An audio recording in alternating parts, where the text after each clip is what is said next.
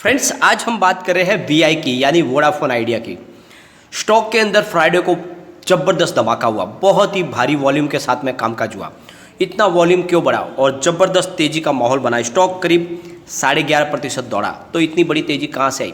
इसके पीछे दो बड़ी वजह जिनको एक एक करके हम डिस्कस करेंगे और जानने की कोशिश करेंगे क्या यहाँ से अब भयंकर तेजी की संभावना बन रही है या फिर वापस स्टॉक 10 के नीचे चला जाएगा। दो बड़ी अपडेट है, उनको अच्छे से हम डिस्कस करेंगे, जिसकी वजह से आपको पूरी पिक्चर क्लियर समझ में आ जाएगी कि अब यहाँ से स्टॉक के अंदर बहुत बड़ी संभावना बन रही है। तो क्या इस लेवल पे निवेश करना चाहिए या फिर इस स्टॉक से हमें दूर रहना चाहिए? क्या है इस स्टॉक की संभावना?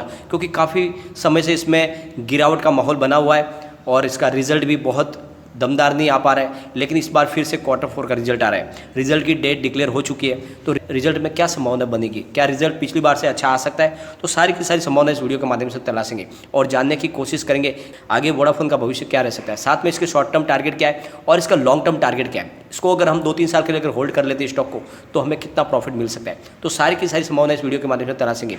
लेकिन फ्रेंड, उससे पहले अगर आप पहली बार हमारे चैनल पर आए तो चैनल को सब्सक्राइब कर दीजिए, एक बेल आइकॉन दबा दीजिए ताकि जब भी नया वीडियो बने पहला नोटिफिकेशन आपको मिले। वीडियो पसंद आए तो लाइक शेयर जरूर कीजिए।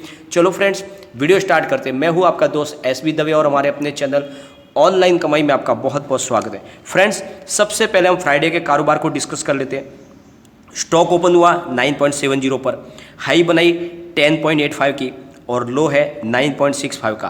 तो काफ़ी नीचे से स्टॉक ने ज़बरदस्त तेज़ी बनानी शुरू कर दी और स्टॉक एंड में 10.65 पर क्लोजिंग दिया, यानी 11.52% की ज़बरदस्त तेज़ी दिखाई है। बहुत ही शानदार दौड़ा है स्टॉक और लगभग ऊपर की तरफ ही क्लोजिंग दी है। इसका मतलब आगे भी स्टॉक में तेज़ी की संभावना बनेगी और अब स्टॉक बिल्कुल दौड़ने को तैयार हो चुका है, क्योंकि मैंने आपको पहले ही बोल दिया जब ये स्टॉक 10 के पार हो जाएगा तो इसमें भयंकर तेज़ी की संभावना बनेगी और बहुत पॉजिटिव बहुत सारी न्यूज़ भी है, उसकी वजह से भी इसमें तेज़ी का माहौल बना है। तो पहले एक बार वॉल्यूम को डिस्कस कर लेते हैं। बीएसई में 16 करोड़ 74 लाख 87,000 का वॉल्यूम हुआ और सामने 6 करोड़ 49 लाख 49,000 की डिलीवरी उठाई गई और डिलीवरी का परसेंटेज 38.78%। बहुत ही भारी वॉल्यूम में बीएसई में कामकाज हुआ। एनएससी की बात कर लेते हैं। 50 करोड़ 12 लाख 1,000 का वॉल्यूम हुआ और 18 लाख 63,000 15,000 की डिलीवरी उठाई गई। डिलीवरी का परसेंटेज 37.17%। तो बहुत ही भारी मात्रा में वॉल्यूम हुआ है एनएससी के अंदर।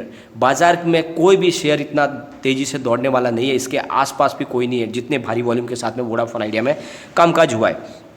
एक बार हम इसके वॉल्यूम को एनालिस करेंगे।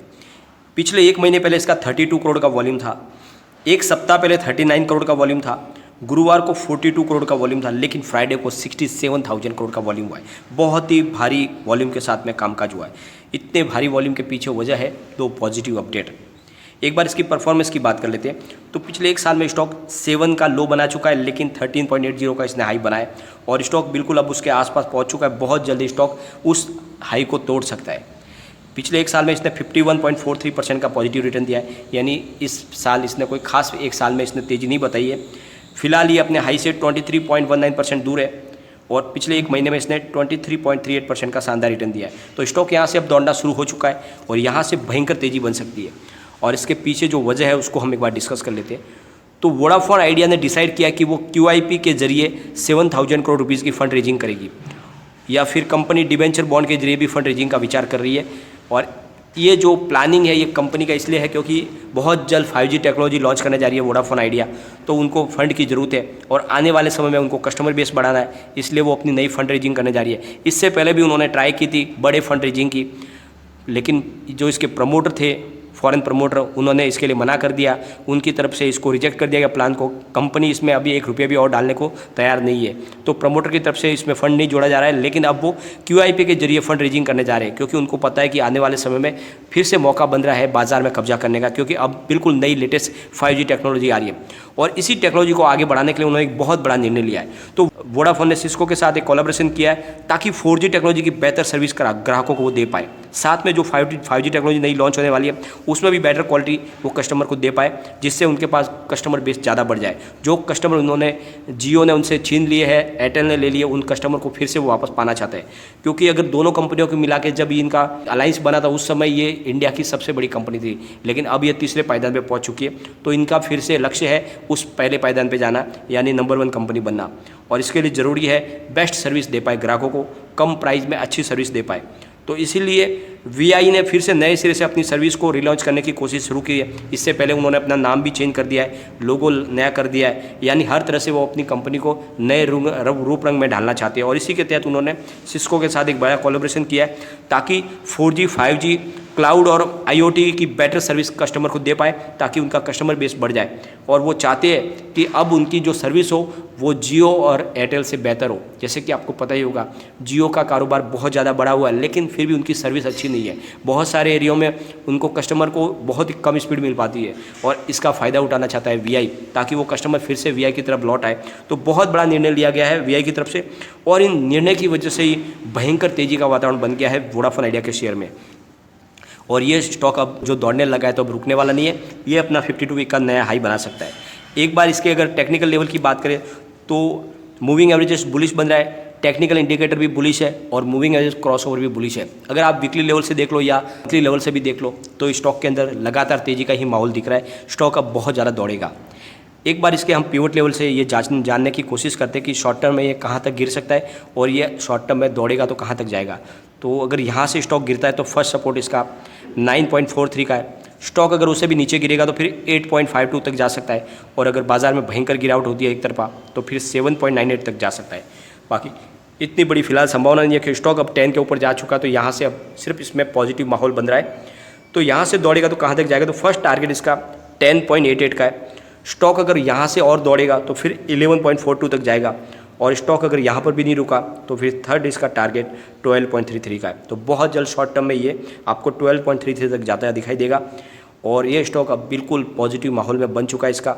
और इसके पीछे वजह है इसकी जो मैनेजमेंट है वो कोशिश कर रहे हैं इसके कारोबार को बेहतर करने की। साथ में कंपनी का Q4 का रिजल्ट भी आने वाला है, 30 तारीख को इसका रिजल्ट डिक्लेयर होने वाला है। और मुझे लग रहा है कि पिछली बार से इस बार रिजल्ट पॉजिटिव आ सकता है, क्योंकि पिछली बार उन्होंने कस्टमर भी जोड़े हैं, एक्स्ट्रा उनके कस्टमर बेस में इजाफा हुआ है, तो इसकी वजह से कुछ पॉजिटिव रिजल्ट आ सकता है। वैसे कंपनी काफ़ी लॉस में है, तो लॉस में ही कुछ कमी हो सकती है, वही एक इसके लिए पॉजिटिव बात है, क्योंकि कंपनी ऑलरेडी पहले से काफ़ी ज़्यादा कर्ज में डूब चुकी है।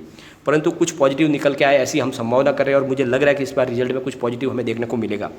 और अब जो है स्टॉक के अंदर माहौल तेजी का बन चुका है। सबसे बड़ी बात यह है कि स्टॉक बहुत ही कौड़ियों के भाव में मिल रहा है। एक छोटा सा पेनी स्टॉक बना हुआ है, जबकि कंपनी बहुत बड़ी है, हिंदुस्तान की नंबर 1 कंपनी थी एक समय में, दोनों जब मिले थे, और कारोबार वोडाफोन आइडिया का बहुत अच्छा था। लेकिन कुछ ऐसे वातावरण बना, और जियो ने जिस तरह से उसका जो प्रचार किया उसकी वजह से जो कस्टमर बेस था इसका छीन लिया जियो ने। लेकिन अब फिर से कमर कस लिया वोडाफोन ने, तो ये स्टॉक इस बार नया दम दिखा सकता है। और ये स्टॉक मुझे लग रहा है कि इस बार मल्टीबैगर बनेगा, जो काफ़ी समय से संभावना व्यक्त की जा रही थी कि वोडाफोन दौड़ेगा, तो इस बार ये वोडाफोन दौड़ सकता है, क्योंकि नए फंड के साथ में और नई 5G टेक्नोलॉजी के साथ में स्टॉक को पंख लग सकते।